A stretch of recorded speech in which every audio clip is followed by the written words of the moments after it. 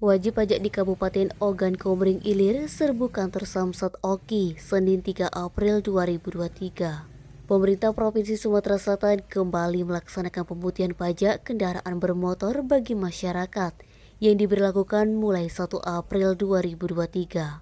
Pemutihan pajak kendaraan bermotor ini berlaku di wilayah Sumsel termasuk Kabupaten Ogan Komering Ilir. Meliputi pengurangan sebesar 50% bea balik nama kendaraan bermotor, penyerahan kedua dan seterusnya, serta penghapusan sanksi administrasi berupa denda dan bunga pajak kendaraan bermotor.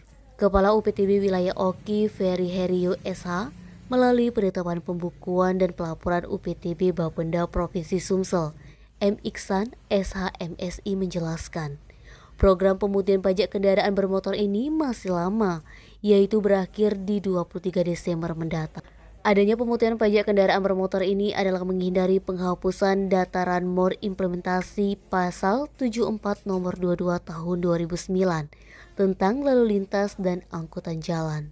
Salah satu warga Kelurahan Kutaraya Kayu Agung, Sutina mengatakan sangat senang adanya pemutihan pajak kendaraan bermotor.